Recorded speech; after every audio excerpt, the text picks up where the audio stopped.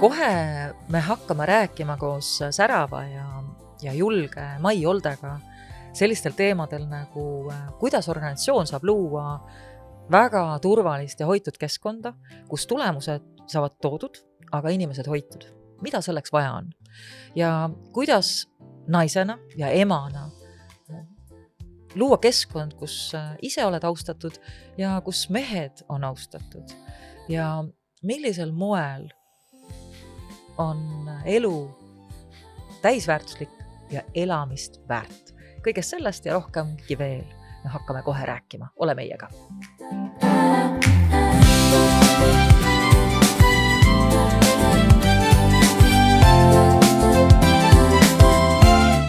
Tere tulemast tagasi Lilian Saage podcasti. Ma loodan, et sinu eelmine nädal on olnud tihe ja kuna kevad on käes ja on aeg võib-olla hakata oma hinge eest hoolt kandma. Täna on mul külas särav, sisukas, väga sügava mõttelaadiga Mai Olde ja me hakkame kohe rääkima teemadest, mis puudutavad meid kahte naist. See on eneseareng, see on emaks olemine, see on töökohal keskkonna loomine, mis oleks turvaline ja hoitud ja väga paljud muud teemad. Nii nagu ikka siin saates me räägime teemadel, mis on olulised kõigile inimestele. Ja täpselt selles võtmes, nagu mina, külaline ja see meie vahel toimuv imeline sünergia siin võimaldab rääkida. Nii et lähme aga teile. Tere, Mai! Mul on nii hea meel sind siin kohata. Tere, Lilian, ja suur aitäh kutsumast. Jaa, kui ma mõtlen, et mis sa veel tahad enda kohta öelda, et ma just mõtlesingi, et kui palju ma sind nagu avan, et ava võib-olla ise enda tausta natuke.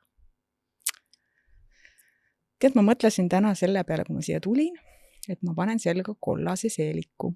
Ma üldiselt ei kanna seelikuid, väga vähe. Vastab tõele, kui ma mõtlen, et kui palju ma olen sind näinud nagu seelikus, mul ei tule ette tegelikult. Ei. Aga just sellepärast, et ma tegelikult pean ennast positiivseks inimeseks.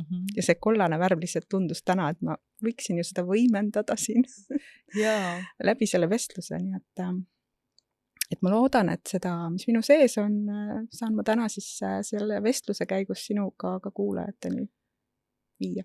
Ja no mina saan kinnitada, head kuulajad ja vaatajad, kollane seelik on seljas. Mina tean Maid juba päris mitmeid aastaid ja saan ainult kinnitada, sa oled erakordselt positiivne. Ma tean väheseid inimesi, kes elavad mõttelaadiga, no kuidas on võimalik, et ei ole võimalik. Et sa ikkagi nagu otsid välja võimalikud moed, kuidas on võimalik teha teisiti. Ja kui ma võin arvata, et mis ekspert sa oled, siis minu meelest sina oled koostööekspert. Jah, ma olen nõus sinuga. Jah, et kui ma mõtlen sinu peale, siis mul tulevad need sõnad sinu kohta. Väga armas. Jaa, et kui ma mõtlen ka selle peale, et kuidas meie sinuga üldse tuttavaks saime. Et äkki räägime selle loo ka ära, sest see on ikka oma lugu, eks ole. Jaa. Tead sa, sellest tutvusest saab nüüd sügisel 5 aastat. Ja ma mäletan seda päeva ja seda hetke ja seda kohta väga täpselt, sest sa olid samades riietes, sellel on ka lugu ja ilmusid siis tegema oma koolitusest meie avaliku sektori koolitusjuhtidele sellist väikest introt. Aga lõpuks sellest kujunes ikkagi niivõrd hea selline intro, et mina läksin sealt koju ja teadsin kohe, et mina tahan oma organisatsiooni Lilian Saaget koolitama, sest see lihtsalt oli nii hea. See oli nii sisuline, niivõrd hästi esitletud, ehk et sa lõid oma kuvandi selle mõne hetkega, kui sa sinna ruumi astusid, nende riietega ja nende kõrvarõngastega. Kusjuures ma mäletan, see oli septembrikuu. Just. Ja see oli kuskil Järva või kuskil, ta pidi olema, nii et mul tuli kodust ikkagi sõita sinna. Ja ma mäletan, et see oli kuidagi veel niimoodi, et mul tuli veel sealt kuidagi ära ja siis ma pidin veel mingit online mingit asja tegema, et ma kuskil tagaruumis tegin pärast veel online'i, et ma klapitasin seda päeva endale, et oma tööpäeva sisse saada, ma mäletan seda. Ja ja sõitu ma mäletan ka sinna, sellepärast ma ütlen, ma teadsin, et see oli päris kaugel mulle kodust. Et ma olin elevil ja samas ka pisut nii-öelda, et huvitav, et kas see, mida ma pakun, kas see, kuidas ma teen seda lühikest koolitusjuppi, on üldse nagu vajalik või oluline või ma mäletan neid mõtteid, mis tavaliselt ikka inimestel ju peas käivad, et ma ei tea neid inimesi, ma lähen ette, räägin neile midagi, teen neile midagi, küllap neil on palju selliseid, kes täna sinna tulevad. Et selles mõttes oli hästi põnev see minu jaoks ka, nii et ja sealt meil sõprus pihta hakkas ja me oleme täitsa mitu asja koos teinud. Ja suuri asju. Ja suuri asju teinud, et me oleme koos sinuga sisekoolitajaid koolitanud. See on olnud minu suur armastus. Ja oleme juhte koolitanud ja kuidas tagasisidet anda ja kuidas ikkagi juht ka struktuursemalt, süsteemsemalt oma meeskonda ja organisatsiooni vaatab. Ja siinkohal ikkagi olgu tervitatud kõik organisatsioonide juhid ja mitte vähem olgu tervitatud kõik meeskonna liikmed. Ilma teieta ei saa ükski organisatsioon toimida. Kui teie pole hästi hoitud, õnnelikud, rõõmsad, turvalises keskkonnas, siis see tulemus ka ära tulla ei saa. Nii et siit poolt saadame tervitused organisatsioonidesse ka laiali. Jaa, absoluutselt. Nõus. Aga lähme teele, et tead, mind hästi kõnetab ka sinu südamega töö tegemine organisatsioonides.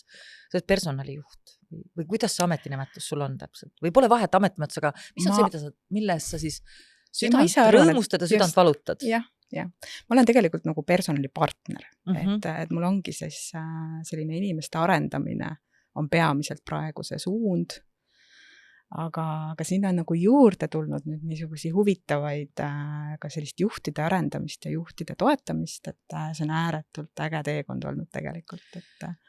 Mida sina näed, et viimastel aastatel on nagu organisatsioonide puhul ka vajadus muutunud? Nii juhtidest, miks me juhte toetame? Ikka ainult selle pärast, et meeskonna liikmed oleksid hästi juhitud, et juhid oleksid targad ja kompetentsed ja inimesed hoitud ja tulemused toodud. Et me ei tee ju mingil muul põhjusel seda. No mina suuresti pean väga oluliseks seda, et üldse juhil oleks kellegagi rääkida. Et ka temal peab olema see võimalus, eks ole, ja see on väga-väga tore, kui see inimene on tegelikult personaliosakonnast, et see usaldus on loodud ja ma saan kuulata ja tema saab rääkida ja vahel ma lihtsalt kuulan. Ja inimene saab sealt selle aja jooksul tegelikult kõik vastused kätte, sest ta saab välja rääkida. Ja see vastus on ju tal tegelikult oma peas olemas, et see on ka üsna selge, et lihtsalt olla olemas ja olla toetav ja vahel ka tegelikult siis tuua võib-olla välja mingisugused niisugused nõuandvad või heatahtlikud soovitused, kuidas selles olukorras siis nagu toimida, et saaks edasi, et kõik jääks nagu terveks.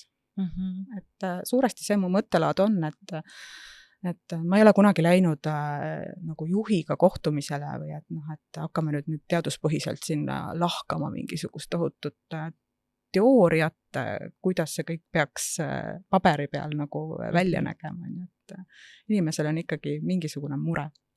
Ja see on see põhjus, miks ju tegelikult ka tullakse. Kui palju sa näed seda, et tänases keskkonnas on palju juhte, kes tegelikult muretsevad oma südant vaimse tervise pärast, selle pisut kaootilise, väga suure surve all olevate inimeste pärast. Ja mida ma näen, sageli ei oska ise endast hoolitseda.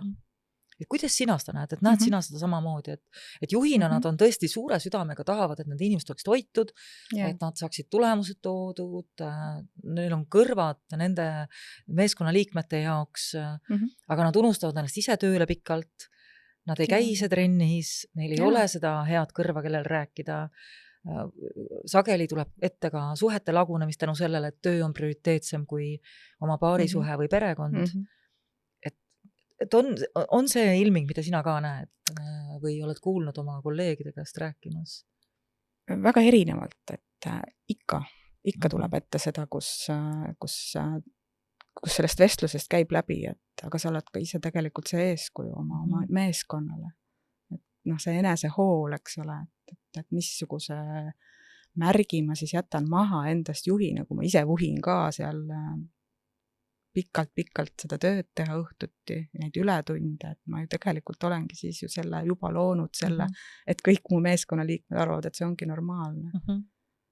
Ja siis me vahel nagu arutame seda just, et seda nagu selle vaatenurga alt, et aga mis siis jääb tegemata või kus on see hetk või koht, mida ei saa edasi lükata ja miks? Et mis siis juhtub? Ja siis ma vahel nagu tajun, et nendest vastustest ka, et tegelikult võib-olla ei ole need vastused ka alati lõpuni läbi mõeldud, et see mure on seal suurem kui tegelikult see reaalsuse hetk, et tegelikult ei juhtu mitte midagi, kui ma lähengi nüüd, ma panen selle arvuti kinni, ma lähen teen oma trenni ära ja ma teen seda asja hommikul selge värske peaga oluliselt produktiivsemalt. On ju, et tegelikult nagu just kui kõik on nagu nii selge ja lihtne, aga oi, kui palju seal on vahel neid kihte. Ehk et sa ütled, et tegelikult oma olemus, et inimesed saavad aru, et ma võiksin seda otsust teha, aga käitumuslikult ei tule väga sageli järgi see käitumuslik nii-öelda regulatsioon, et ma teen selle otsuse, et ma lähen täna trenni, ma teen selle otsuse, et ma võtan aega oma perega ja ma prioritiseerin ja teen tegevusi enda hüvanguks ja enda toetamiseks.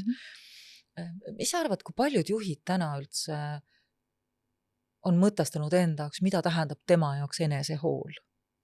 Ta nagu teadlikult sellisel moel, et ma saan öelda, et meie organisatsioonis juba vähemalt esmatasand ja kesktasand on aru saanud, et enesehool on miski, mis on väärtuslik, me räägime sellest, me peame seda oluliseks, ma ei tea, võiks olla ka üks tulemuste hindamise komponentidest, kui hästi juht oskab enesest hoolitseda, võiks olla üks nendest momentidest. Kuidas see teie organisatsioonis on?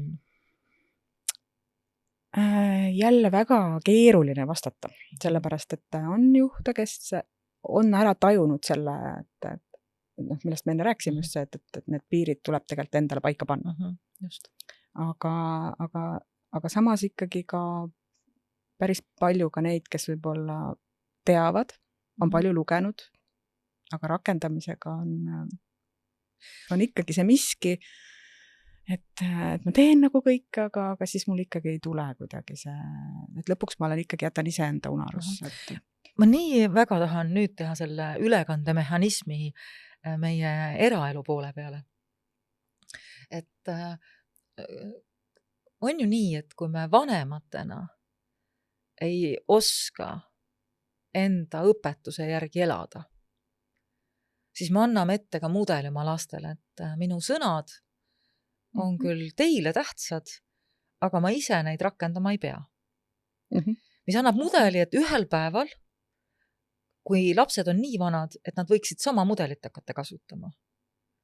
Et mingi hetk on nad allunud, eks ole, vanema ütlemisele, et nii tuleb teha, magama tuleb minna sel kellaajal, süüa tuleb nii palju ja trenni tuleb teha nii kaua, aga me anname selge mudeli neile ette, et vanema sõna on järgimiseks, aga kui minust saab vanem, siis ma võin hakata rääkima, aga ma ei pea käituma. On see ülekandemehhanism nii-öelda nagu kuidagi...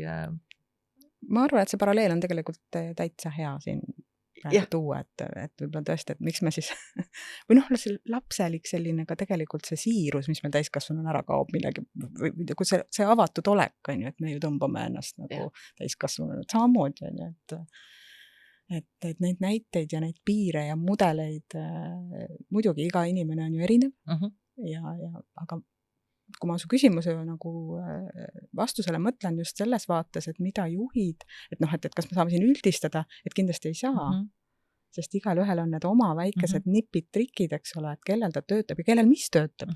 Issand jumal on ju, et kui ma ei saa väita, et võib-olla kui ma teengi palju tööd ja teen seda, ma ei tea, 24/7, siis see võib-olla on ka mulle sobiv, et jumala eest mina seda ette ei kujutaks, aga võib-olla mõnel teisel see toimib ja toimibki, aga lihtsalt minu arust tulevad siis vastu need füsioloogilised nii-öelda kehavajadused, eks ole, et see tegelikult ei ole normaalne lihtsalt, et me ei ole loodud niimoodi nagu toimima inimesena, me lihtsalt me ei ole jätkusuutlikud. Ja et see tegelikult ju minu jaoks kõlab see nii, et me võime sprinti joosta nii. Sprindi nii-öelda distants, ma võin ennast kokku võtta, isegi stressi olukorras ma võin selle sprinti joosta, aga ma ei kesta maratoni distantsil, sest seal lihtsalt ei ole seda vastupidavust ja jätkusuutlikkust. Ja minu meelest nagu tööl on see sama lugu, et kas me loome selliseid sprindi etappe sinna vahele ja kas me pärast seda sprinti taastume ka ja Mhm. hoolitseme selle taastumise eest. Kristina Herodesega me rääkisime nii tõesti puhkusest ja tööst ja kui keegi armastab tööd teha kirglikult ja intensiivselt, siis sama kirglikult ja intensiivselt tal tuleb ka puhata, nii et kes seda osa pole veel näinud, siis tasub täitsa tagasi minna ja vaadata, mida ma koos Kristina Herodesega arutasin seal ja see oli väga-väga oluline, ma arvan, mõtestada. Aga et kui ma nüüd siis olen selle meelelaadiga inimene või ka juht, sest juht on ka õnneks inimene, õnneks on inimene, et kui ma olen selle meelelaadiga, et ma tahan kesta, ma olen selle meelelaadiga, et ma saan aru, et mul on vaja õppida endast hoolitsema. Ma olen selle meelelaadiga, et minu vastutada on keskkond, kus inimesed saavad õnnestuda. Et siis ma just tahan nagu sinu kui organisatsioonipoolse partneriga tuua, et ma palju kuulen seda, et aga organisatsioon võiks teha ka nii. Sest ma selles mõttes ei nõustu ainult ühepoolse vaatega, et meil on palju läbipõlemisi sellepärast, et organisatsioonid ei hoolitse. Mina ütlen, et täna praktikuna nii pereterapeudina kui ka organisatsioonide koolitajana, ka konsultandina ja toetajana, ma näen, et täiuslik torm sünnib seal, kus inimesel pole võimekust piire seada, enda kontaktvajadustega on hõre, oskamatus puhata, suur soov saavutada ja olla täiuslik, unustades ära iseennast ja võib-olla ka mõtlemata, kus on prioriteedid, ehk siis suutmatus ka valida ebaolulise vahet, on ühelt poolt ei ütlemine muidugi. Ja siis teiselt poolt organisatsioon, kus on väga suured muutused käsil, kus on ambitsioon kõrge, kus isegi ka, ma ütleksin, selline niisugune ingliskeelne välja work hard, play hard, et tahetakse palju saavutada, palju tööd teha, kus organisatsioon ise isegi potentseerib seda tohutut töökultuuri, tehakse tööd ja palju puhkus on nõrkadele. Et seal tekib see täiusliku tormi fenomen minu meelest. Just. Ja võib-olla veel, me võiksime veel näiteid tuua organisatsioonidest, aga et öelda, et organisatsioon nüüd küpsetab inimesi ainult läbi või et ainult nüüd inimeste oskustest juhtub see nii, on ebaõiglane mõlemale osapoolele, kui me võtame üldistame osapooli nii. Aga mis sa arvad, mida saaks organisatsioonid võib-olla mõtestada või teha?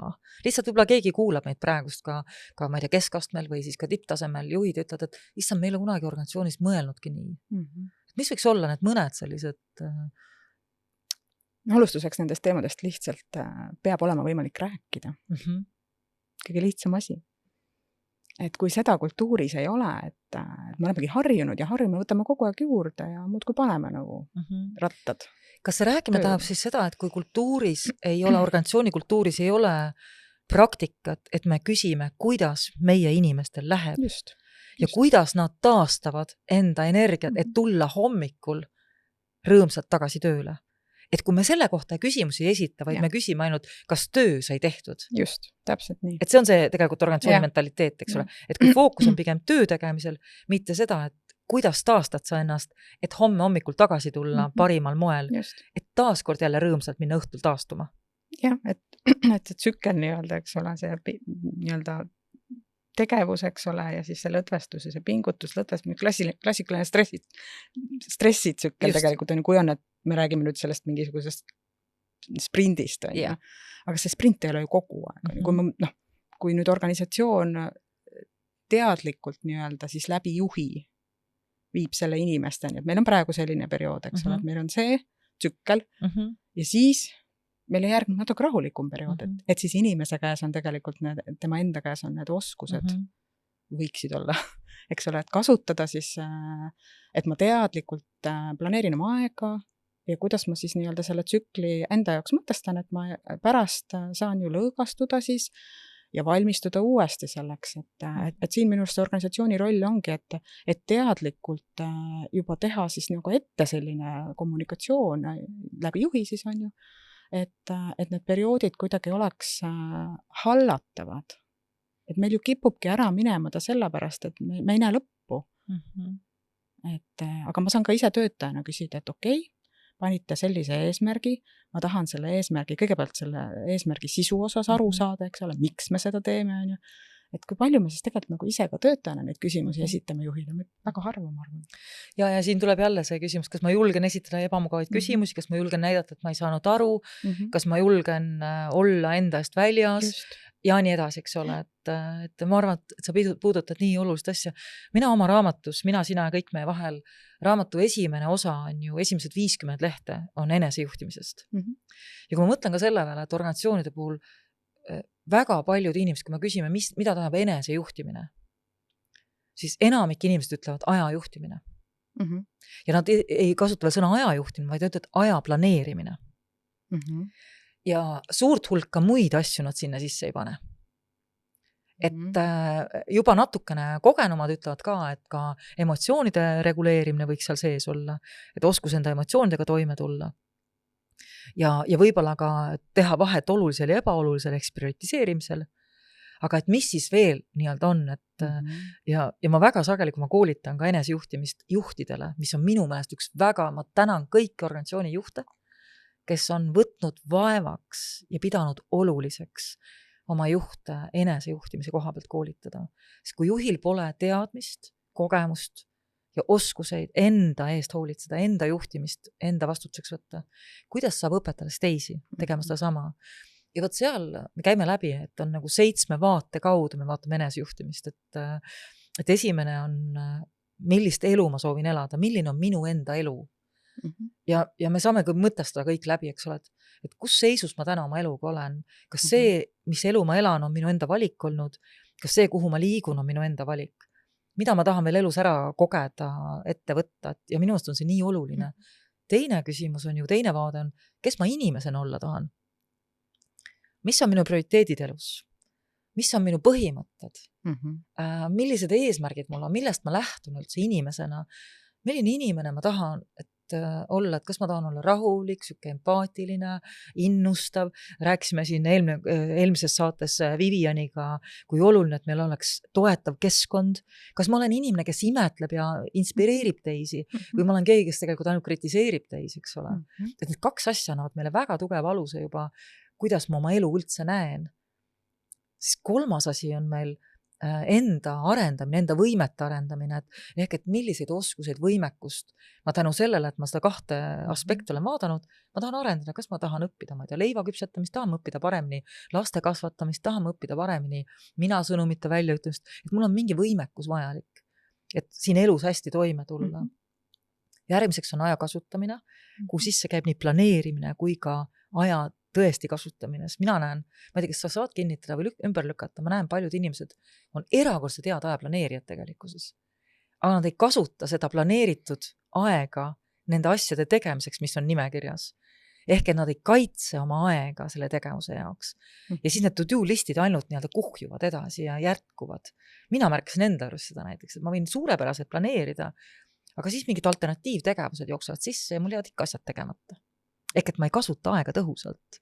Aga minu arust oleneb see nüüd ka sellest, et kui suure stressi sa endale sellest tekitad, et sa oma aega ei kasuta tõhusalt, nagu sa ütlesid, et tegelikult sa ju olulised asjad teed ära. Ja kindlasti teen, aga vaata, siin ongi minu jaoks vahe, et mis asju ma siis sinna nimekirja panen, eks ole. Ja kas ma valingi välja sinna need olulised asjad, mis täna peavad tehtud saama ja kui need on olulised täna, siis need tulebki ära teha. Et ma ei pane sinna mingisugust muud. Aga ma märkan palju inimesi ütlevad, et nad on suurepärast nimekirjade tegijad, aga need asjad jäävad tegemata neil. Ja siis sest midagi elu tuleb sisse. Juht tuleb mingi uue asjaga, keegi kolleeg tuleb, mingi asi juhtub ja siis on järgmine päev ja sealt tekib stress, kui asjad hakkavad kuhtuma. Et see on nagu see koht, eks ole. Siis ma käin lihtsalt läbi need 5 on motivatsiooni ja tahte arendamine. Et meil oleks olemas motivatsioon, mis paneb asjad käima ja siis ka tahe, kuidas seda hoida distsipliin. Siis 6 on keerulised olukorrad ja stressi juhtimine. See on see, kuidas ma üldse mõistan keerulisi olukordi, kuidas ma tulen toime stressiga, mis oskused mul on olemas. Kas stress, positiivne stress, me vajame seda, me ei saa ilma selleta. Negatiivne stress võtab ära meil töövõime, ei luba meil olla keskendunud Ja kui see püsivalt kestab, siis tegelikult me muutume töövõimetuks. Ja kõige viimane on emotsioonide reguleerimine ja juhtimine. Ma tulen enda emotsioonidega toime, ma suudan neid konteinerdada, ma suudan enda piire hoida tänu selle, et mu emotsioonid on mulle kätte saadavad. Ma suudan oma vajadusi sõnastada, ma suudan olla teadlik täiskasvanu, küps täiskasvanu. Et kui me mõtleme sellisele moel, et kusjuures mulle tundub sind kuulates praegu, et see viimane vast, et ongi kõige baas. Jah, no nii ongi. Ehk, et ma olen endaga kontaktis, mul on see dialoog olemas, et ma väga sageli ise kasutan seda, võib-olla sealt tööriistujust sellest viimasest plokist, et ma teen selle eneseharjutuse või eneseanalüüsi harjutuse vahel ka õhtuti läbi, et okei, et seda ei jõudnud või et keha andis märku, et ta on väsinud praegu, et mis selle tulemusena juhtub või mis kannatab. Ja see vastus aitab. Et parem oleks muidugi, kui see vastus on see, et jätta homsesse, mitte midagi ei juhtu. Aga ma tunnistan ausalt, et on ka hetki olukordi, kus ma teen sellega, võin keset tööd püsti tõusta ja korraks selle arvutikaane avada. Ma tean, et see ei ole nagu jälle mu kehale või tervisele, unele, kõik rikub ära, on ju. Aga see vastus ei tule vahel kohe ja siis, kui ma selle ära teen, et siis saabub see mingisugune nagu rahu, on ju. Aga see dialoog iseendaga, mul õnneks ei ole kunagi niisuguseid olukordi väga sageli, kus ma seda öösiti teen, on ju, et ma nüüd lõpetan mingi, et ma ikkagi planeerin ja siis, kui ei lähe päris nii, siis ma nagu olen õppinud mitte stressama üle sellest. Ja ma kuulsin enne, kui sa ütlesid ka, et ei pea ju stressama, ma arvan, et see on nagu väga hea asi ja ma arvan, et see ongi see enesega kontaktis olemine. Et ma arvan, et kõik kuulajad, vaatajad nõustuvad, et aeg-ajalt ebamõistlike otsuse tegemine töö nimel või kellegi teise nimel on meil kõigil ette tulnud asi ja kõik me teeme seda. Aeg-ajalt tuleb ette. Mis on võib-olla oluline märgata, kas sellest saab minu igapäevane mudel. Täpselt. Ja minu meelest seal on tegelikult see koer maetud. Et kas minu igapäevane mudel on see, et ma tegelikult võtan ette õhtul ka peale seda, kui mu tööpäev on läbi, ma olen lapsed juba magama pannud ja siis ma võtan oma arvuti lahti ja hakkan tööd tegema. Või see on väga erandjuhtum, kus ma tean, et mul on homme hommikuks vaja seda asja või kellelgi teisel on vaja. Ja siis ma teen selle ära. Ja see ongi täpselt see ühekordne sirutus. Just, täpselt. Aga siis ma võtan tagasi oma piirid, oma olulise, sest mul on vaja taastuda, et homme hommikul jälle rõõmsalt ja värskelt sinna tööle minna, eks ole, teha kõike oma parimat. Ja. Ma tahtsin küsin sinu käest. Küsi. Nii põnev. Et kas sul on tulnud ka hetki, kus sa nagu planeerid seda pikalt, et mingid, ütleme, et sa tead oma koolituskalendrit, sa hakkad planeerima seal septembrist kuni detsembrini, paned nagu, on ju. Et kui tihti sa vaatad sinna päris detsembri lõppu, et mis sa siis teed? Kas küsimus on see, et kas mul seal on mingisugune puhkuse moment või mida ma mõtlen seda, et kui sa vaatad seda perioodi nagu pikalt ette, kas sa näed seal seda, kuhu sa tahad jõuda? Et milline Lilian on detsembris? Jaa, ma selles mõttes annan küll, et see oligi sama küsimus, mis mind pani aastaid tagasi oma elumudelit muutma. Et minu käest tookord küsitigi, et kui kirglikult koolitaja, kas sama kirglikult, kui koolitaja töötab, puhkab ka. Ja see küsimus täiesti nagu, ikka tõesti pani mind avas mu silmad ja mõttemaailma. Tookord see muidugi häiris mind. Ma pikalt ja laialt rääkisin sellest samast juhtumist ka Kristinaga, et kui keegi tahab järgi vaadata. Aga mida ma ütlen on see, et mina täna elan nii, et ma vaatan ette ja planeerin ette puhkused. Et mul ei käi nagu mitte seda, et mul käib nagu rehv maha, nagu vanasti oli. Vanasti oligi mul nii, et ma tegelikult töötasin palju, ma nägin pikad perioodid olid ees, ja siis ma tegelikult tundsin, et ma ühel hetkel hakkasin väsima, siis ma tahtsin hakata paaniliselt otsisin puhkust, aga ei ole puhkust võimalik panna, kalender on nii umbes. Aga et mida ma täna teen väga teadlikult on see, et mind tõesti ootavad nagu puhkusampsud, mind ootavad ees, et ma tean, et sel ajal ma puhkan, siis ma teen selle tegevuse, siis ma võtan selle nädalavahetuse. Ma harva planeerin nädalavahetusi endale töösse, et ma tõesti seda ei tee juba juppi aastaid. Et ja mulle tundub, et ma selles mõttes olen väga tubli olnud viimastel aastatel, et ma saan kohe tunnustada ja ettevõtjana ma juurutan ka sellist kalendrit, et mul on 5 päeva nädalas nagu kõigil teistelgi, aga et ma esmaspäeva ma olen oma teraapiaklientidega, keda ma tõesti armastan ja kellega ma tahan oma tööd jätkata ja et ma ei ole nõus loobma pereterapeudi tööst, siis teisipäev, kolmapäev, neljapäev ma tavaliselt koolitan ja seda ma teen reeglina Tallinnas. Ehk et ma elan Tartus, ma tulen Tallinnasse koolitama ja reeded on minu jaoks need arengureeded. Et kus ma tegelikult teen siis ettevalmistusi koolitusteks, loen midagi, teen enda jaoks, mõnikord läheb see reedega teistele tegevustele, aga ma proovin seda mudelit hoida. Et see arengureede või see reede, kus ma siis saan hingata, planeerida, mõtestada, korrastada. See mind kuidagi on aidanud täna. Et see jällegi me tuleme selle juurde, et mina saan siis voolata, kui mul on struktuur loodud. Just. Ja sel hetkel, kui ma kaotan ära struktuuri, ma lähen lappama, sest ma seal kaob ära mul see pidev, miks mul on ka vaja need puhkused ette, struktuur loob mulle selle raami ja siis ma võin sealt panna nii, et tuul puhub kõrvus ja ma naudin seda tööd, et siis me kuidagi ei kuluta see. Kuidas sinuga on? Hästi huvitav on kuulata sind, et ma kogesin ühte väga huvitavat, täiesti elus esimest korda sellist tunnet nüüd sügisel, kui ma siis alustasin täisprogrammiga magistriõppes ja ma planeerisin oma aja väga-väga detailselt just nimelt septembrist detsembri lõpuni. Ma väga selgelt ka nii-öelda teadsin, mis juhtub detsembril. Ütleme, mis juhtub, et 24 detsember oleme oma perega jõululauas ja mul on kõik need asjad, need kohustused tehtud. Ja nii oli ka. Aga mis juhtus oli tegelikult see, et see koormus oli ikkagi suur. Ma olin selle väga detailselt planeerinud. Kõik sai tehtud, kõik sai suurepäraselt tehtud. Aga juhtus üks päev enne jõule, kus ma ärkasin keset tööd üles tundega, et niisuguse kerge ärevustundega, et mul on midagi tegemata. Ja siis see tunne kestis ja läks päev ja 2, kui ma sain aru, et ma ei oska tulla rattalt maha. Ja seda ma ei olnud varem kogenud. Ehk et järelikult minu jaoks oli siis tavapärasele elule, nüüd juures siis see magistriprogramm, mis ongi loogiline, et see on, eks ole, suurem koormus igas mõttes ja võt seda tunnet ma ei olnud kogenud ja siis ma hakkasin mõtestama, et mida tähendab see rattalt maha tulemine, mida väga sageli juhid räägivad. Et see on täpselt nüüd see stressitsükli lõpetamine tegelikult, et ma ei ütle, et mul oli sellest perioodist nagu stress, aga ta kergelt kõditas. Ma ei lasknud teda nii-öelda kasvada, mõtlesin, et issand, et sa oled ise planeerinud, et järelikult sa ikkagi oled nagu vastutuse võtnud ja saad kenasti toetud sellel, usaldad ennast, on ju. Aga võt see huvitav, see tagasipöördumine siis selle normaalsusele, et ma arvan, et jah, sellel aastal jõuluõhtul ma olin natuke hajali, et mis ei ole väga mulle niisugune omane, ma olin ikkagi kohal, aga see võttis aega. Ja siis ma mõtlesin, kas see nüüd on vanusega seotud asi või midagi uut, aga tegelikult just see, et me peame seda ka õppima. Et ma sain teada enda kohta mingisuguse detaili, et see tuleb ka õppida.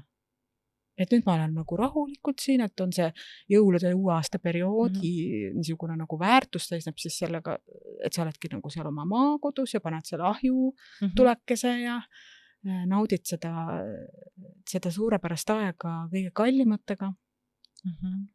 Aga võt sellel aastal, või ütleme siis 2025 lõpp oli väga arendav mõelda sellele.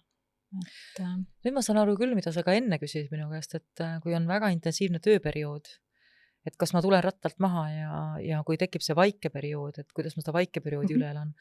Et see meenutas mulle 2024. aasta detsembrit. Ma olin andnud novembris lubadus, et ma kirjutan raamatu ja 2024 detsembri teine pool oli suhteliselt nagu koolitustest tühi, kuidagi detsembri keskpaigaga lõppevad ära. Mul oli hästi kiire aasta 2024 ja ma mäletan, et ma oleks ju võinud lugeda ja teha igast asju ja ette valmistada juba raamatu jaoks. Ma ei kirjutanud ühtegi juppi seekord detsembris ja ma mäletan seda, kui raske oli mul moljutada. Ja võt seda ma mäletan küll, et mul oli raske moljutada. Ma märkasin endal seda mõtet, et kus on tõhusus, kus on see sisukus, noh, et ja me sisukus ei olnud mitte lihtsalt võtta raamat kätte, sest see oli kuidagi vähem sisukas. Et ma mäletan, kui sa nüüd niimoodi tood, siis ma mäletan küll seda äng on vale sõna sellele, aga see jah, see oskamatus muljutada või oskamatus nagu täitsa teise tempoga liikuda, sest see ei ole puhkusel olemine, vaata, et see on oma koduses keskkonnas mingil moel hoopis teine tempo, hoopis teine rütm, hoopis teine dünaamika. Et mul oli küll see kogemus ka. Nii et aga niimoodi ma nii markantsena ma enam ei mäletaks, et mul oleks hiljem olnud. Aga ju siis mul oli mingisugune see lõtku vahe seal sees. Ja, hästi äge, et sa seda jagad. Tead, mul on ma tahan sinuga arutada ühte väga tähtsat teemat enda jaoks. Meid seob veel üks oluline sarnasus, et meil mõlemal on 3 poega. Et mul on lisaks muidugi tütar ka. Aga kui ma mõtlen, et 3 poja emana, et mind hästi liigutab see 3, täna on täitsa huvitav, ma jäin kohe mõtlema selle peale, meil on siuke huvitav saade sinuga. Sina tulid täna kollase seelikuga. Ja siis, me lihtsalt pean jagama seda, sest see ei tundu aus muidu. Et kui Mai saabus siia stuudiosse, siis oli minul valitud üks teine kleit selga endale. Aga ma olin eile mõelnud selle peale, et ma võiksin selles komplektis seda saadet teha. Ja kui Mai siia saabus, siis ta ütles, et tead, mul oli täiesti huvitav nägemus sellest, ja siis ta räägib mulle, mis nägemus tal on sellest, ja siis ma ütlen, kas sa kujutad ette, mul on see komplekt autos. Et ma lihtsalt otsustasin ringi. Ja siis me tegime otsuse, et ma ikkagi lähen ja vahetan ära, sest see on see, kus meie elu algas, meie ühine elu algas. Ja kui ma vaatan sinu kollast seelikut, siis mina tahan tuua teema sisse, mis algas ka minu kollasest kleidist. Samasugust kolla, mul on siuke kollane pikk maanikleit. Aasta oli 2020, kui ma osalesin vahetult enne Covidit veebruarikuus, olin ma terve kuu aega Tais ja ma õppisin tantraterapeudiks. Ja ma olin just pereteraapia väljaõppes ja ma tahtsin aru saada, kuidas ühendust luuakse, kuidas hoitakse püha ruumi, mida tähendab üldse selline tantristlik mõttelaad ja nii edasi. Ja selle õppe käigus meil korraldati üks meeste ring, kus tantristideks meie õppisime 14 takiinit üle maailma, ehk 14 naist olid koos ja takiini on selline iidne tarkuse kandja naine. Takas on siis mees. Ja meil oli siuke naiste kursus ja meil kutsuti sinna erinevad mehed, kes siis tahtsid tulla, kes olid valmis tulema ja meie, kes siis sellel väljaõppel olime, meie saime olla kuulajad, turvaliselt, me pandigi istuma mehed nii-öelda ringi, seda ringi vedas eest ka üks eeskõneleja mees ja kõik naised, kes neist need takiinid olid, kõik istusid ringis ümber nende meeste ja meil oli privileeg kuulata meeste vestlust. Tai, veebruar, ime, soe, see kleidi värv lihtsalt mulle ja ma istun seal oma kollases kleidis ja kuulan ja iga järgmise mehe sõnavõtt jõuab mulle järjest sügavamale ja sügavamale. Ja ma istun seal ja mõtlen, et appikene ma olen õppinud mehi mitte austama. Kuulan, mida nad räägivad. Ja ma saan aru, et minu südames on ärkamas see, et ma tahan õppida mehi austama, sest ma seni ei ole seda teadlikult teinud. Mind ei ole õpetatud mehi austama. Ja mida ma mõtlen sellega, see mitte ei tähenda seda, et ma kuidagi oleks pahasti käitunud meestega, vaid et meestel oli kogu oma roll, aga mehi võetud minu perekonnas võrdväärsetena, naised olid need, kes otsustasid, naised olid see, kelle sõna järgi asi või nagu toimus ja meestel oli väga sageli finantsturvalisuse roll, see, kes oli oma rollis, aga seda, et ma austan, mida mees ütleb, seda, et ma austan teda kui partnerit, seda, et ma tegelikult kutsun ta võrdselt endaga vanemlikku rolli kandma, seda, et ma loon ruumi tema tundele või tema mõttele, ma ei olnud kogenud ja kui mõtlesin oma isa peale näiteks, ja mu selleks ajaks oli isa juba 6 aastat surnud olnud. Mhm. 3 poja emana ma istun seal ja mõtlen, et mina tahan õppida oma poegi austama. Ma olin selleks ajaks juba lahutatud oma eksmehest. Ja ma mäletan seda tunnet enda südames, et ma tahan õppida seda. See on midagi, mis mu elust on puudu, sest ma ei saa muidu võrdväärset partnerlust mitte kunagi kogeda. Kui minu sees pole seda austust, siis mul ei ole võimalik olla võrdväärses partnerluses. Sest ma lihtsalt sean ennast kohe kuskile paremale positsioonile ja seal ei ole seda kohta. Vot ma tahan sinuga seda teemat arutada. Kuidas sina 3 poja emana, vanad su pojad on üldse, kui ma võin küsida? Jaa, kõige vanem on 19, siis tuleb keskmine 17 ja siis on pesamuna on 11. Ma pakun siis vastu sulle, et minu pojad on 24, 17 ja 15. Et siis oleks nagu võrdne lugu, et me siis ütleme ka poegade vanused välja. Ja. Et kuidas sinul austusega on ja kuidas oled sina õppinud või on sind õpetatud austama mehi? Huvitaval kombel sind kuulates läksin tagasi täitsa lapsepõlve. Mõtlesin, kus see, et minul nagu selline hea, väga-väga hea paarisuhe, millele see toetub, on ju, et siis minu vanemad ka väga-väga erinevad inimesed, eks ole, et lihtsalt need vastandid omavahel toimivad.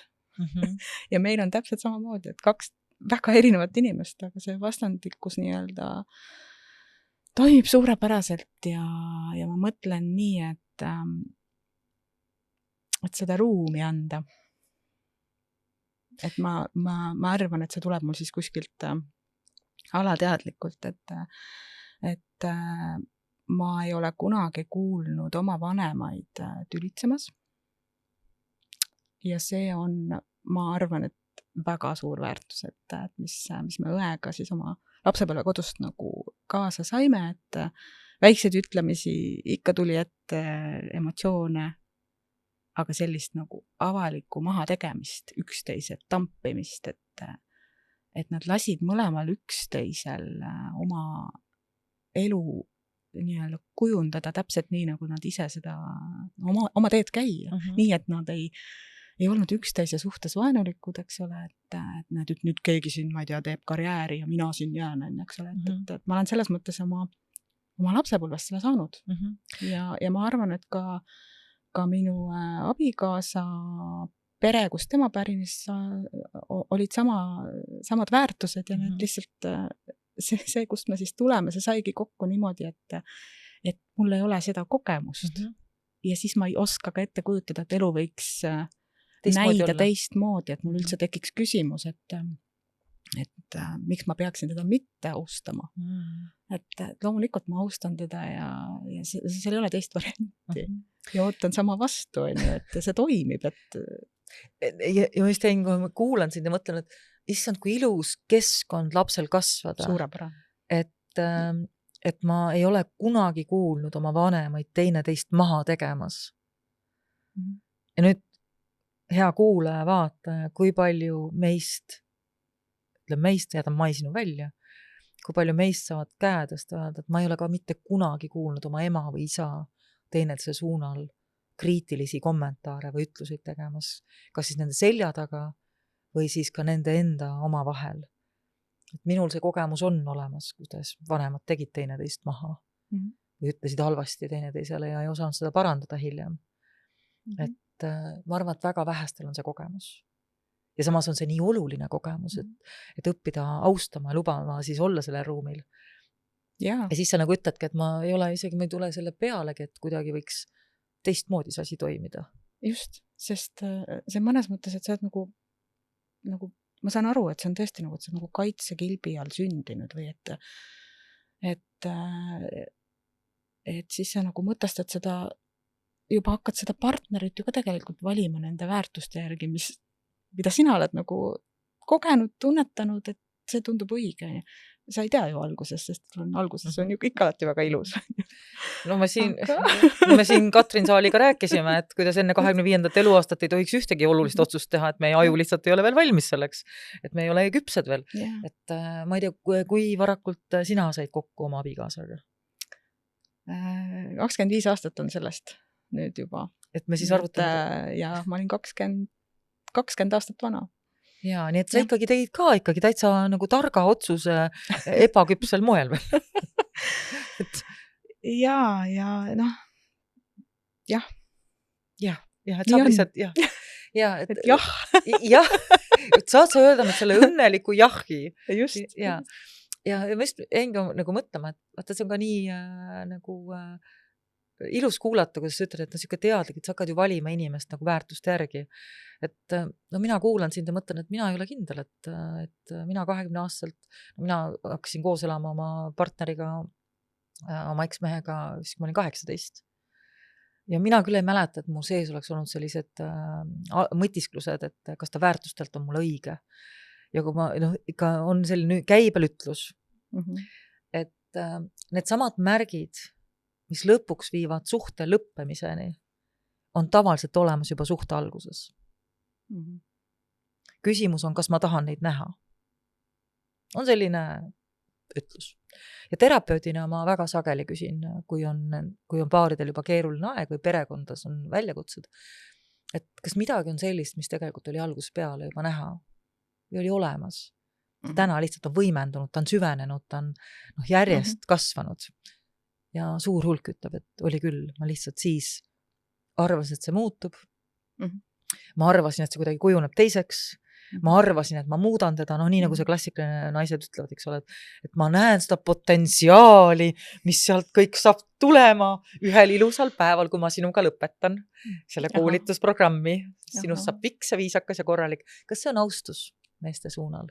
Mida ma arvan, et paljud naised tunnevad ära, kuidas nad tahavad oma mehi kasvatada, õpetada, juhendada. Kujundada. Ja, nagu kodu kujundatakse. On jah? No, kas see on austus? Ei, see on mingi muu tasand. Ja võt see oli see, mida mina kogesin seal seda meeste ringi kuulates. Et mul ei ole olnud seda kogemust toona kuulata seda ehedat sisemist mehe juttu. Sest seda ei olnud ka räägitud. Aga luua ka turvaline kuulaja ja aru saada, et ma tegelikult tahan seda kuulda. Ma tahan austada seda, mida ta kogeb, mis hirmud tal on, mis väljakutsed tal on. Ma tahan aru saada, kuidas mina loon seda hirmu juurde naisena. Ma tahan aru saada, mida saan mina teha selleks, et seda hirmu vähendada. Ma tahan austada tema valikuid ja otsuseid, isegi siis, kui nad ei meeldi mulle. Ma tahan õppida olema selles austuses. Ja see võib-olla kõlab täitsa nagu, et mis asi see nüüd on, et austame ikka kõik, me austame ju kõiki ja me ju elame kõik koos nende inimestega. Aga see päris nii ei ole. Kui mina Taist tagasi tulin, siis ma ütlesin oma eks-abikaasale, et mul on nii kahju, et ma ei olnud teda varem austanud. Ja mul on siiralt kahju, et ma tõesti vabandan sellest, et ma ei osanud teisiti. Ja ma mäletan, kui üllatunud ta oli, et ma tema käest vabandust palusin oskamatuse eest, sest mulle oli see oluline, sest see ei olnud talle tähtis. See oli mulle oluline tulla nähtavale. Ja ma arvan, pärast seda ma olen hakanud oma poengast väga teistmoodi kasvatama. Just selles austamise väes, et kuidas neist saavad väärikad mehed, et nad oskaksid ise ennast austada. Sest vaata, mina nagu mõtlen nii, et ma ei tea, kas sinul on kaasasse või ole. Me räägime, et austus inimeste vahel tuleb sisemisest austusest. Ma õpin ennast austama. Ja siis ma ei luba endaga sobimatult käituda. Ja kui ma nii mõtlen, siis järelikult mina tulen perest või nagu sugusest, kus tegelikult seda sisemist austust, oskust enda väärtustega, enda tõega kooskõlas elada, on kasinalt olnud. Sest on lubatud endaga sobimatult käituda. Mehed on lubanud endale ka mingit piiride ületamist, ütlemist, et kuidas peab ja kuidas on õige. Samamoodi on naised lubanud seda teha. Nemad on ka läinud üle piiri. Ehk nad ei austa ka ennast, sest kui ta austaks ennast, siis oleks ainult enda piirides. Ta ei hakkaks kanseldama kedagi emana. Ta muutuks ülefunktsioneerivaks muidu, kui me räägime ülefunktsioneerimist ja alafunktsioneerimisest. Nii et ma mõtlen seda austuse kohta ka seda, et ma õpin ennast austama ja see loob ruumi ka teisele austuseks. Ja ma arvan, et see oli minu arengusamm märgata seda, et ma teist sugupoolt ei olnud austanud nii, sest ma ei olnud näinudki seda sellisel moel. Jah. Ja mõtle, milline elu on see elada, kus sa oled näinud seda austust vastastikku. Ja tegelikult ma võib-olla lisan siia selle ka, et üks oli see vanemate paarisuhe, aga teisalt, et ka need inimesed, kes olid nende see sotsiaalne ring, ehk nende sõbrad. Et meil oli, ma ütlen, et ma mäletan ennast väikese tüdrukuna istumas suure söögilaua all ja kuulates neid jutte, mida seal et meil oli ääretult palju käis külalisi, et selline kultuurirahvas oli meil igapäevaselt, kui mitte nüüd nii päris, aga ütleme, et väga sageli oli meie juures peod, kus ikkagi mina kuulasin neid jutte, mida räägiti, mille üle vaieldi, aga need olid kõik need teemad ja need teemakäsitlused olid nagu minu jaoks nagu vesi veskiles, ma kõik selle võtsin enda sisse. Ja et tänu vanematele, et mitte kunagi ei ole meid ära aetud, meid on igale poole kaasa võetud. Me oleme saanud nii palju näha tänu sellele, eks ole, just ka seda, ma mõtlen just seda inimeste vahelist keemiat, et meil ei olnud niisugust asjad, ei lapsed nüüd küll selle olukorra juures ei ole, et teie nüüd minge teise tuppa mängima, lubati olla ja sealt kasvas ka see minu loovus ja julgus asju ette võtta, ideid nagu, enda ideid ellu viia, rakendada, on ju.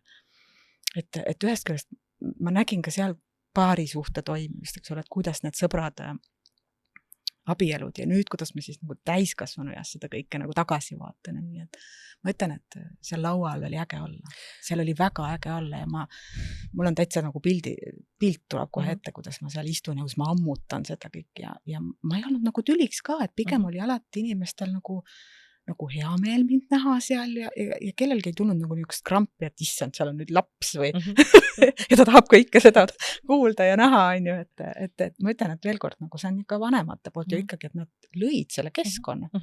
Ja see panigi kogu vundamendi, kogu mu ülejäänud elule ja ma ei pea siin silmas üldse peresuhteid, ma ka seda tööd, mida ma teen, et ma ei saaks seda muidu teha, sest et mul on see, mind on usaldatud, ma olen õppinud ennast usaldama, ja siis ma saan seda jagada, eks ole, ka organisatsiooni tasandil, kui me räägime nii-öelda sellisest tööalasest nii-öelda temaatikast. Kui ma kuulan nüüd sind ja mõtlen, et sa oled nii rikkalikult saanud juba lapsepõlves seda kogeda, seda austust, teineteise nägemist, nagu sa ütlesid ka, et ma ei olegi kuulnud väikeste asjade üle ikka nagistati, aga ma ei ole kuulnud oma vanemaid tõesti nagu tülitsamas teineteise kui häält tõstmas kuidagi pahasti. Et luues ise perekonna, sul on 3 poega, nagu sa ütled, 19, 17, 11, et mis sa arvad, millised mehed neist on sirgunud ja sirgumaas? Tänu sellele, et teil on juba 2 põlvkonda selja taga, kes siis oskavad hoida sellist keskkonda, kus on teineteise austus olemas, kus on näha, et osatakse heatahtlikult teineteisega olukordi lahendada. Kuidas sa näed seda? Mis on see teene, mida sa siis nendele noortele meestele kaasa annad ja ka nende perekondadele, mida nad siis otsustavad võib-olla ühel päeval luua? No väga ägedad poisid, et tõesti kõige suuremad õpetajad mu elus, nagu vaieldamatult. Täiesti 3 erinevat nähtust oma kõikide nende emotsioonide ja olekult nii hea südamlikud, nagu see süda on kõigil õiges kohas, et mul on nagu kindlustunne, et see läheb edasi. Ma absoluutselt ei kahtle, et aga mida ma emana nagu ikkagi tuleb aeg-ajalt ikkagi rõhutada, et vaata nüüd seda laiemat pilti. Et kui sa jääd sinna nii-öelda väga nagu enesekeskseks, see vaade on nii kitsas, et vaata, katsu nagu korraks ennast sellest enda rollist välja tõsta ja mine kas või mõnda teise rolli ja vaata seda, kuidas see olukord sulle tundub. Et kas sa näed erinevust? Et selliseid kõnelisi tuleb küll ette, aga issand, nad on noored. Jumala eest. Et loomulikult. annad sa neile ka näpunäiteid ka, noh, et kui sul ongi selline meestevägi, eks ole, et sa oled emana, siis sul on abikaasa, siis on 3 poega, ei ole ühtegi tütart, kellega siis seda naisteväge seal juurde tuua. Et annad sa neile ka näpunäiteid või avardad sa seda vaadet, et üks asi nad näevad oma vanemate suhet pealt, kuidas isa suhtleb emaga, toob ta talle lilli, kallistab ta teda, vaatab ta imetleva pilguga, soovib ta talle meelehead teha ja kuidas ema siis suhtub isaga samamoodi, et kas tehakse meelehead, pakutakse kallistust vastu, imetatakse teineteist. See on ju tegelikult see mudel, mida me ette näitame. Et oled sa selle koha pealt ka kuidagi nagu, et kui me tahame, noh, miks ma tõin selle näite just oli see, et ma mäletan, et see tunne minu sisse tuli, et appi, et mina tahan, et mu pojad oleksid austatud. Aga selleks, et mu pojad saaksid austatud suhetes olla, on minul emana vaja õppida neid austama. Õppida nende piire austama, õppida ja aidata neil julgeda välja öelda oma piire. Et nad oskaksid austada iseennast, just ma tulen tagasi selle eneseaustuse juurde. Et kui nad ei julgegi olla eneseaustusega kontaktis, sest hirm on muidu, ma ei tea, saada ema pahameelt. See on nagu see koht, mis takistab eneseaustust, et kui minu enda eneseaustus saab piiratud tänu sellele, et võib-olla teised reageerivad kuidagi üle sellele või ütlevad, et see ei tohi nii olla või too ei tohi nii olla, siis ma tegelikult emana saan ju väga palju ära teha, kas selle toetamiseks või selle lõhkumiseks. Kui huvitav. See lihtsalt nagu, see mind nii kõnetab lihtsalt, et see mudeldamine kusjuures. See pole väga minu teema. Et ma julgen ausalt tunnistada, et meil on abikaasaga nii, et mina ei ole nagu naisena oodanud ja täitsa siiralt ütlen, et mingid niisugused nagu, et toob mulle naistepäeval lilli või sünnipäevad loomulikult on, kõik on väga armas, kõik on välja peetud, tehtud, on ju, suurepärane. Aga ma kuidagi ma ei hakka nagu rääkima sellest, et homme on naistepäev, et kas on nüüd ikkagi midagi tulemas, et seda ei ole. Ja siis ma vahel mõtlen, et tead, mis ma teen? Ma käin endale vahel, ostan ise lilli, sest mul on selline tunne, et ma täna tahaksin näha oma ilusal ümmargusel söögilaual, kus me kõik siis seda õhtust sööme ja kokku saame, et seal on täiesti tänasel argipäeval lilled ja ma teen seda endale. Mitte keegi ei tunne sellepärast halvasti, eks ole. Ma ise ei tunne, et mina nüüd umbes, et mul ei ole isegi seda ootust, et tooge need lilled aga meeled, aga mind ei ole mitte kunagi nagu jäetud tähelepanuta. Aga need märgid, mida meie paarisuhe nagu pakub, on lihtsalt niivõrd nagu erilised ja niivõrd teistmoodi. Et need ei ole traditsioonilised. Ma ütlen, et siinkord, et võib-olla ma nagu ei ole ka oma poegadele seda mudeldamist nii-öelda väga hästi edasi andnud, sest et me ise nagu tunneme, et meil on see kõige olulisem asi olemas ja seda ei muuda mingid lilled, kingitused, meelehead, vaid et selle asja nimi on, eks ole, usaldus. Ehk et see, millest sa räägid, mulle hästi meeldis see, kuidas sa ütled, et kui ma tahan ikkagi lilli osta, siis ma lähen ostan lilled endale, panen endale söögilauale ümmarguse laua taha, kus mul inimesed kogunevad õhtul ja siis ma ei tee seda nägu, et ammu pole lilli saanud, pidin ise endale ostma. Et siis sa ei tee seda, ma saan aru, et sa tegelikult ütled, et mina tahan ja mina ostan ja ma teen endale selle kingi. Ja see ei ole etteida kuidagi moodi. Ja mulle tundub, ja see ongi minu jaoks austus. Ma austan ennast, sest mina tahan lilli. Ja ma austan ka oma partnerit, et talle mitte ette heita. See ongi puhas austus. Aga on ka olnud hetki, kus mind ootab täiesti ootamatu see miski ja see on lihtsalt üks tavaline päev, aga see teeb selle päeva ja see on selle koha pealt ongi nagu suurepärane üllataja, et need asjad juhtuvad siis, kui need ei pea juhtuma, vaid siis, kui selleks on õige aeg või hetk, et ja ma inimesena ilmselt kuidagi ise ma ei ole nagu õnnetu mingite olukordade üle, et võt nüüd, ma ei tea, mind ei peetud meeles, et ma siinkohal ikkagi mu enda kuidagi arusaamine on selle koha pealt niimoodi juurdunud, et võib-olla ühel päeval muudan seda arvamust, et kui inimene saab piisavalt tähelepanu suuresti, siis ta tegelikult ei vaja seda ekstra kogu aeg, et kui suhe on muidu hoitud, just nii nagu sa ütled, et meil on omad ankrud, meil on usaldusalad, meil on omad ankrud, mis suhet hoiavad. Ja siis tegelikult, kas ta toob mulle siis selle naistepäeval lilli või ei too, et see tegelikult ei muuda meie seda nii-öelda suhte dünaamikat. Küll aga, kui ma märkan, ja siin ei ole ainult naiste teema, vaid ka meeste teema, kui ikkagi märkan, et mind ei panna tähele, valitakse töö minu asemel, kui on väljamineku võimalus, ta läheb pigem sõpradega, kui tal on võimalik midagi muud teha, siis ta läheb lastega tegema midagi muud. Sellel asemel, et me koos saame mingisuguseid asju teha, ta on väsinud. Et kui ma järjest märke, kus ma ei ole valitud, ja see ei ole kinkida teema, vaid et kui ma tajun, et ma ei ole valitud, siis ma arvan, et seal tekib see rahulolematus. Ja siis ei ole enam küsimus mitte lilledes, vaid küsimus selles, ma ei tunne, et ma olen selle inimese elus oluline. Ja võt, mulle tundub, et seal hakkab see asi kaardu minema. Kui ma tunnen, et ma olen oluline, ta võtab aega, ta teeb sirutust minuni, tal on oluline, et ma tunnen ennast hästi, ma vastastikku vastan talle sellega. No siis me ei räägi nendest lilledest ainult või kommikarbist või sellest ühest musjust, mis jäi tegemata, eks ole, või anti. Et siis me ei räägi sellest üldse. Nii äge. Aga lihtsalt ka see olemasolu, et mul on üks, just hiljuti, kusjuures meenutasin seda, et mul on olnud elus väga vähe, jumal tänatud, väga keerulisi olukordi töö juures, aga mõned üksikud. Ja võt sellest ühest just hiljuti tuli juttu ja minu mees ei mäletanud seda, et tema nagu, et üldse nagu niimoodi reageeris või kuidagi oli, aga mina tulin koju šokiseisundis ja sellises šokiseisundis, et ma täiesti lohutamatult nutsin. Niimoodi, et ei saadnud hingata vahepeal ja kujutad ette, kui sa oled, nagu mul abigas oli kodus sellel hetkel, eks, tegi kodukontoris tööd ja talle saabub nagu uksest sisse siis tema naine, kes on sellises seisundis, mis on täiesti nagu tavapäratu. Seda oli ka niimoodi, et mis toimub ja ma ei saanud, ma arvan, neid minuteid võis sinna minna, nii et ma nutsin talle siia õlale sellise ikkagi loigu, pisara, järve.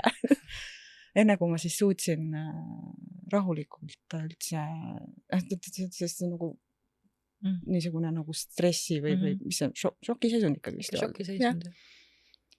Ja vaat siis, kui ma tagantjärgi sellele mõtlen, et ma ei mäleta, et ma oleks midagi rääkinud seal väga, et ma lihtsalt ütlesin, mul on nagu väga keeruline hetk oli töö juures, et inimsuhted ja ma isegi ei selgitanud, aga ma sain sealt kõik kätte, mis mul vaja oli.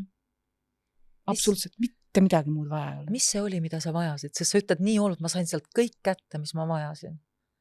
Mida sa selle hetkel vajasid? Ilma sõnadeta öelduna seda turvatunnet. See on see psühholoogiline hoitud turvalisus. Ma võin olla, nagu ma olen. Keegi ei hakka lohutama mind, et ära nüüd rohkem nuta, kuule, mul on täitsa suur järv juba, varsti läheb juba ookeaniks. Et aitab küll, et juba nagu bluus ja mul on kodukontori järgmine koosolekul tuleb peale, et kuule, hoia nüüd tagasi ennast. Või et kuule, mis nüüd nii hullust juhtus, no ei saanud ju nii hull olla. Või hakkab pahandama, et tule siis ära, kui see on nii halvasti käitud, tule siis ära. Või mis iganes veel, eks ole. Ühtegi sellist küsimust.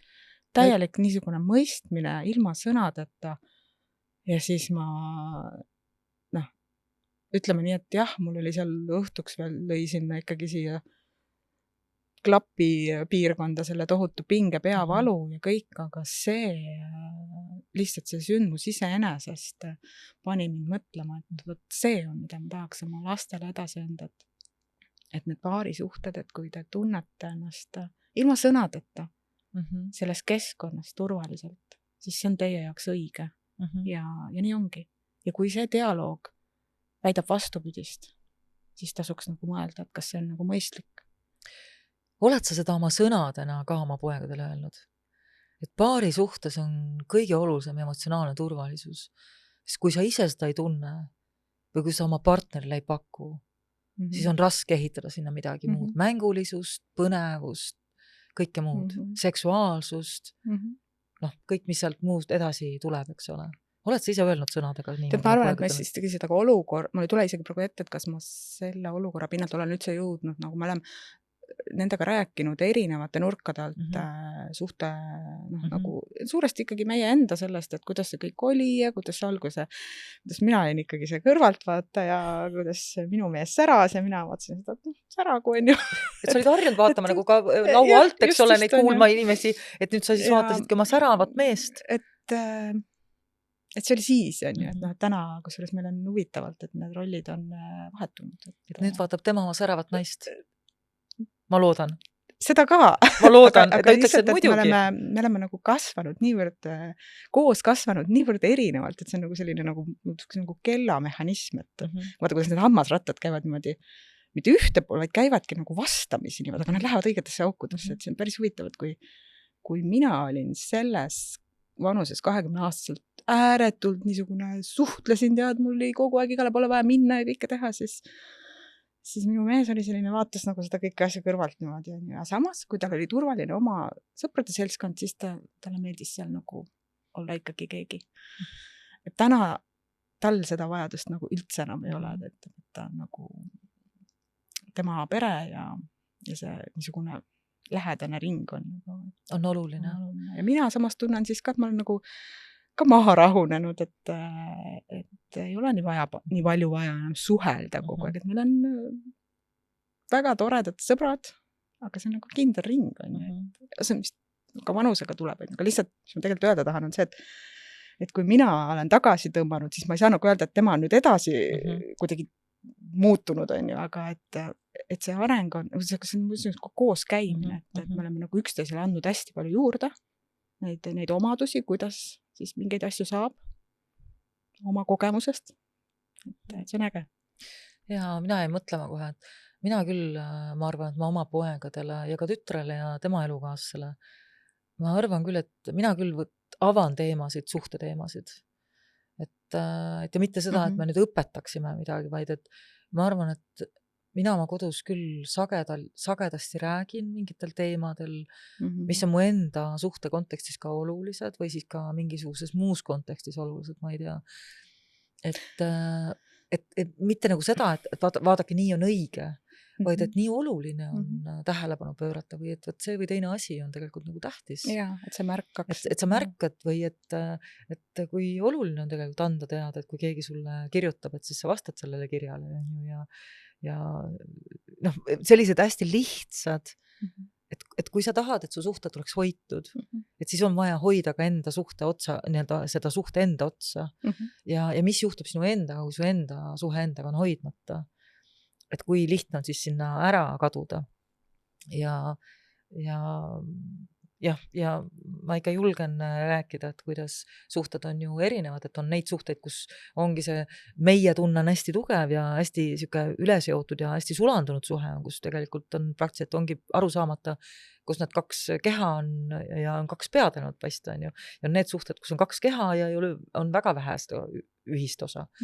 Ja kus see tasakaal siis on nagu selles suhtes, kus tegelikult on mõlemad oma enda eluga, aga loovad seda ühist meiet väga teadlikult. Ja mulle tundub, et see on oluline nagu arutada, et kus see sinu elu on.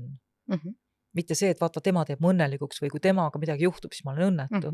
Kus on sinu enda elu? Ja ma arvan, et see on midagi, mida ma oma lastel olen proovinud nagu julgustada, et ehita oma elu nii, nagu sulle on oluline. Ja siis luba keegi enda ellu, kellega sul on koos tore luua see meie. Mitte see, et leia keegi, kes sind õnnelikuks teeb, vaid küsimus on, kas sina oled see õige, kellega siis on võimalikult seda suhet luua. Ja et see on selline. Mul on siin küsimus, me teeme siin saates sellised asjad, et iga eelnev külaline kirjutab järgmisele külalise küsimuse. Ma pikalt olen nüüd oodanud juba selle küsimuse esitamist sulle. Et minu eelnev külaline Vivian kirjutas siia küsimuse ja vaatame, mis ta sulle kirjutas. Paberkollane nagu peaaegu nagu seelik. Loe ole ja ette ka see küsimus. Ma loodan, et see on ka siuke hea küsimus. See on väga hea küsimus. Mida tähendab elu sinu jaoks? Mida tähendab elu sinu jaoks? Oi, mis küsimus.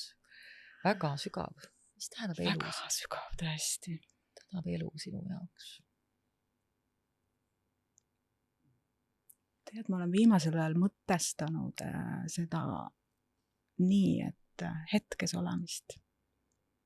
Vot see tähendabki, et ma olen igas päevas ikkagi võtan maksimumi. Mis see tähendab?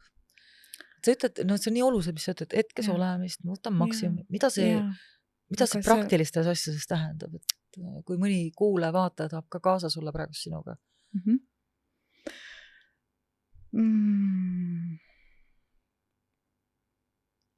Mul on vahel selline tunne, et me rääkisime enne ka siin natukene sellest nagu raiskamisest, aja raiskamisest, aga kui ma ikka hommikul ärkan, ma olen tänulik, et see päev on üldse saanud tulla ja mina olen valmis nii-öelda astuma sellesse päeva, panema jalad maha ja tõusma ja mul ei valuta kuskilt ja need inimesed, kes ka seal toimetavad selle hommikusöögi hetkes, siis ma mõtlen nendele asjadele, et see ongi elu.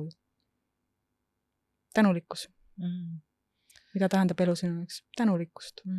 Selle hetkes olemise eest, et ja mul on üks metafoor, et kahjuks minu abikaasa vanemad lahkusid mõlemad siit elust enne pensioni ea kätte saamist ja saabumist. Ja siis nende korterit koristades, siis asju sorteerides, mis oli ka üks huvitav osa tegelikult leinast, et sa lähed nagu nende inimeste ellu ja vaatad seda teiselt poolt nii-öelda, mis seal kõik oli, et siis me ühel hetkel jõudsime nende veinideni, mis olid köögis veiniriiulis. Ja need veinid olid seal parimad Hispaaniast kaasa toodud. Nad armastasid reisida ja igalt reisilt selle veini, selle eesmärgiga, et me avame selle siis, kui on see õige päev. Ja siis me valasime neid veine, need olid kõik halvaks läinud. Ja need veine siis pudelist välja valades nagu ühest küljest tunned, et nagu valad kellegi elamata jäänud elu sealt kraanikausist alla. Kas ma ise tahan nii? Ja siis see ongi see vastus, et ma teen selle veini lahti täna, kui ma tahan. Või ma joon selle šampanja reedel, sest et lihtsalt on reede ja reede on äge. Või ma võtan oma parima portselani välja sellel tavalisel argipäeva õhtul, katan laua, et sellist väiksed asjad. Ja mulle väga, väga imponeerib see, mida sa ütled. Ja siinkohal ma saadan suured tervitused Eeva Raudkivile, Määrame meistrikoja perenaisele. Sest kui mina tellisin tema käest kunagi keraamikat oma koju ja mul on nimetoredad tassid seal ja alused ja siis ma ütlesin, et tead Eeva, et ma ei taha endale seda portselani kappi, vaid ma tahan endale igapäevaseks kasutuseks. Ja siis ta ütles, et vot sellised kliendid mulle meeldivad, kes tähistavad elu iga päev enda parimaga.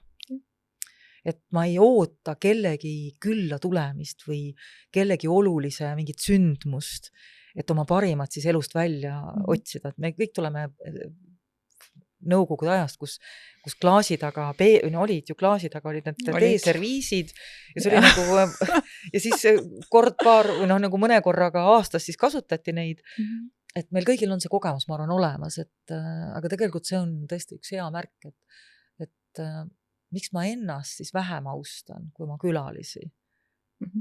Et jah, et elu on siin ja praegu ja mulle väga meeldib see mõttelaad, et meil ei ole lubatud homseid. Meil ei ole lubatud homseid. Ja kõik see, mida ma täna teen, on tehtud. See tähendab seda, et see kunagi ühel päeval on noh, et see minu meelest tuletab kogu aeg meelde jällegi, et see elu sünnib siin ja võib-olla ei juhtu seda üleomset, aga võib-olla juhtub. Ja siis ma nagu mõtlen selle tähendusrikka elu peale, et milline on siuke ilus elu või kuidas see küsimus oli. See on elu tähendus. Et ma arvan, et ma siin ütlen hästi kiiresti armastada ja olla armastuses. Ja mida ma mõtlen selle all? Ma arvan, et minul on olnud pikk teekond enesearmastuseni. Et kuidas jõuda sellesse kohta iseendaga, et ma olen jõudnud koju oma südamesse, ma saan vastu võtta ennast, nagu ma olen. No nii nagu me Vivianiga rääkisime ka, et kui sa oled ookean, siis ei ole mõtet ennast tiigiks vähendada, sest kellelegi ei sobi sinu ookeani avarus. Või kui sa oled ühtepidi või teisipidi, et võtta vastu ennast nagu inimesena ma olen. Ja siis olla see armastav, heatahtlik, tänulik, ligimene teiste jaoks. Ja mulle tundub, et inimene, kes ennast ei ole õppinud armastama, tal on raske pakkuda teistele seda armastust, eks ole. Ja ma tõesti ei mõtle siin ainult romantilist armastust, vaid ma mõtlen tõesti sellist ligimese armastust, et see on mulle kuidagi oluline. See tähendusrikas elu on selline. Et jah. Kui ma mõtlen selle peale, et me Mai sinuga oleme nüüd rääkinud organisatsioonidest ja organisatsioonis toimumast ja kuidas organisatsioon saab teha muutust, et meie inimesed oleks hoitud. Ja üks oluline muutus on see, et õppida rääkima ja õppida küsima, kuidas inimesed tegelikult ennast taastavad ja kuidas neil läheb töö välisel ajal. Mitte seda, et ma peaksin huvi tundma, mida nad teevad seal, vaid just mõelda, et kuidas ta taastab ennast, kas ta on õppinud ennast taastama. Et tal oleks rammu ja energiat üldse elada oma elu. Eks ole, ja me oleme rääkinud siin mudelitest, kuidas austavast kodust sirgub austav naine ja kasvatab üles 3 poega, et nad saaksid samamoodi luua suhte kunagi austavalt oma partneritega. Et mis sa arvad, mis on veel oluline sinu jaoks praegu, kui sa mõtled, et see võiks olla võib-olla tähtis öelda või nähtavale tuua. Et me rääkisime praegust nii isikliku poole pealt kui ka töö poole pealt.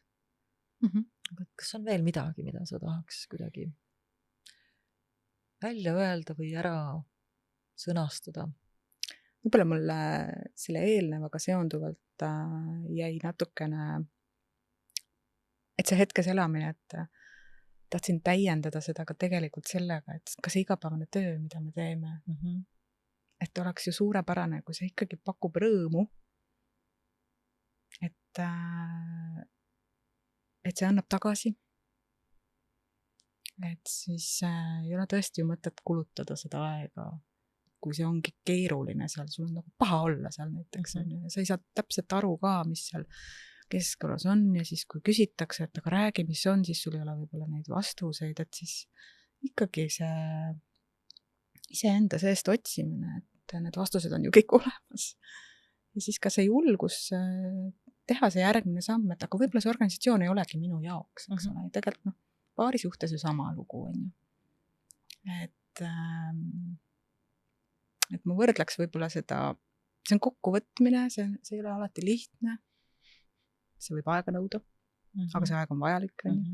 Et ma võrdleks võib-olla seda sellega, et kui õues sajab vihma, sa istud mugavalt diivanil, aga sa tead, et tegelikult oleks vaja ikkagi minna teha see jooksutiir või jalutustiir, nii kõvasti ei saja ka ja siis vaat see püsti tõusmise hetk sealt diivanilt on ju. Ma lähen ja teen selle ära, et see püüdlus sinna poole, et on ka mind võib-olla mingitel hetkedel raskete otsust tegemisel toetanud, et siis saab ainult edasi liikuda, kui sa ikkagi selle jõu sinna taha paned. Ehk et see, mida sa ju ütled, ma ei tea, kui ma kuulen sind õigesti ja kui kuulen valesti, paranda mind, et ma võtan otsuse ja hakkan tegutsema. Ja teen selle, Mel Robbinsi see 5 sekundi reegel, eks ole, see 5, 4, 3, 2, 1, käik sisse ja minek, et et ma ei suuda liiga palju mõtestada seda, et muidu ma lihtsalt jätan asju tegemata, eks ole. Et või lükkan edasi kogu aeg, et ilm on ikka väga kehva, no ega vaatame, äkki läheb natuke aja pärast paremaks ja kuule, äkki tegelikult ikkagi, no ma võin homme ka ju tegelikult jooksma minna. Et seda rääkides, et ma annan endale võimaluse otsustada, teha muutuseid. Ma teadvustan ka seda, et võib-olla alati ei olegi kerge teha neid valikuid ja julgeda ka siis seista nende otsustega silmitsi. Et mulle hästi meeldis see, kuidas sa ütlesid, et kui seal ikka kehv on olla, siis ei pea ju olema. Mina olen kasutanud suhete kohta seda, et mul ei pea olema põhjuseid lahkuda. Mul peab olema põhjus jääda. Vaata, kui sageli inimesed hakkavad otsima põhjust, et no miks ma peaksin ära minema sealt, no et no vaata see on ja vaata, no see on inimsuhetes ka, no vaata ta ei too mulle lilli. Ja siis ta ei tee mulle nagu ilusat, ma ei tea, kalapraadi. Ja siis ta ei ole ammu mulle ust lahti teinud, kui ma koju tulen. Ja siis ta ei ole mul poekotte kandnud. Ja siis ta ei talu ära mu sõbrannasid. Ja siis vaata, mul on neid nii palju põhjuseid ja kui mul nüüd on mingi 10 põhjust koos, mulle tundub, et nüüd on põhjust piisavalt, et ära minna. Kui see suhtumine võiks olla hoopis vastupidi meil, et mis on need põhjused, et ma tahan selles suhtes olla, on see töösuhe, on see sõprussuhe, on see romantiline armastussuhe. Mis see põhjust on, et ma tahan seal olla? Sest ma valin ju olla selles suhtes. Ja julgeda siis silmitsi seista ka oma valikuga. Sest mulle tundub nii, et ma ei tea, kui palju sina oled näinud neid selliseid vinguvaid ja ohkivaid inimesi. Mina ikkagi aeg-ajalt olen näinud neid. Tuleb ette. Ja siis aeg-ajalt ma ikkagi mõtlen selle peale, et vingub, ohib ja mitte midagi ei tee. Hea kuulaja vaata, võib-olla tunned isegi ära enda ümbruses mõne sellise. Et vingumürgitus see peaaegu saab ära surra seal, aga et see inimene võtaks kätte ja teeks selle sammu, ütleks, mulle aitab. Et seda julgust ei tule, aga see ving lubabki tal nagu justkui olla kogu aeg selle kontaktiga koos, nagu, et nagu on nagu, saan rääkida kogu aeg sellest, eks ole. Ja võt see on küll üks otsus, mida ma olen teinud, et minu vastutada on teha valikud. Ja kui mulle seal ei sobi, see on minu vastutus teha nähtavaks, mida ma tahan teisiti. Ja kui ma seda teha ei oska või ei suuda, siis vinguda pole ka mõtet, sest see on minu tegemata töö. See oli see, mida me Katrin Saaliga siin rääkisime, et kui ma enda vajadustest teada anda ei saa, et minu kõige suurem ülesanne on endast teada andmine. Ja kui ma seda ei tee, siis mis õigus mul on vinguda? Lihtsalt ei tee, ei anna teada. Ja siis ütlen, kõik teised on pahad. Et see ei ole enese austus, see ei ole teiste austus, see ei ole enese teadlik ja enese hool. Ja. Mul tuli lihtsalt üks väga naljakas lugu praegu meelde sind kuulates, et mina noor lapsevanem sattusin kuulama Toivo Niibergi loengute poiste kasvatamisest. Toivo, olgu tervitatud. Just. Ja mul on siiamaani meeles, kuidas ta rääkis sellest, et me laseme ennast häirida asjadest, mis on nii väikesed, liiga palju. Ja siis näide oli selline, et kui teil on see tolmurull seal toanurgas, no las tema olla. Et ärgem tehkem sellest endale nagu elus uut probleemi, et mul on nüüd koristamata, nüüd läheb jälle nii, ma hakkan planeerima, eks ole, tekitan tegelikult avan selle stressi tsükli, seda ei ole vaja. Ja siis oli veel tal üks tore näide, mis puudutas ka sellist enesehoolt, aga natuke teise nurga alt, et sa saad oma vajadusest kõva häälega teada anda. Mitte ainult vajadusest, vaid ka tegelikult sellest, et milline on sinu tuju. Ja vaat seda ma võin küll öelda, et ma olen kasutanud nii töö juures kui ka kodus. See harv hetk, kui mul on halb tuju, siis ma teavitan sellest inimest. Ma päriselt. Ma tulen koju ja ütlen, et palun minuga mitte täna arvestada, mul on halb tuju, kas ma olen haavatud, ma olen väsinud, aga ma tunnen, et ma ei ole päris nagu okei, vaata. Minus see tundus nagu nii äge soovitus, nii praktiline, et jumala eest võtke kasutusele. Teised inimesed saavad tõesti teada, et ahah, täna on siis nii, mitte et ta ei hakka seal puffi minema ja karjuma ja mingisuguseid asju loopima võib-olla äärmuslikel juhtudel, eks ole. Vaid et ta nagu teadlikult nii-öelda informeerib oma lähedasi, oma töökaaslasi, et tal ei ole täna hästi. Ma oskan sellega arvestada. Sest kui mul ei ole seda teadmist ja ma näiteks olen vastupidises rollis, et keegi on see halvatujuline, eks ole. Ma ei saa aru, mis on. Aga ma näen, et asi on teistmoodi kui võib-olla tavapäraselt, eks ole. Ja mis ma siis teen? Näiteks kolleegina ma hakkan ennast kohandama tema järgi. Ahah, okei, täna on siis selline hetk, on ju. Et noh. Ehk et sa ütled nii toredasti, et kui ma ei näe sinu piire ja näen vaid käitumist, siis ma hakkan oletama seda. Ja hakkan vähendama ja kohandama ja kõike muid tegema. Selle asemel, et sa ütled, minu piirid täna on siin. Ja ma oskan sellega palju selgemalt ja ma ise olen julge. Ma saan sinu piirini tulla, sest ma tean, kus see piir on. Ja see loob selguse ja raami ja struktuuri jällegi, millest me ennem rääkisime. Ja aitäh sulle selle näitest.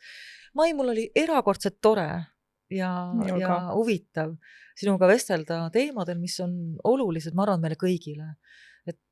Mida see enesejuhtimine tähendab organisatsioonide poole pealt ja kuidas juhid saavad teha paremaks meie kõigi keskkonda, olles kuulav ja uudishimulikult küsib juht. Ja kuidas siis austavalt kasvatada üles pojad, et nemad saaksid olla valmis austavas paari suhtes olema esmalt endaga ja siis seda austust ka oma partneritele välja näitama. Ja see oli ütlemata põnev ja aitäh sulle tulemast. Aitäh sulle veel kord.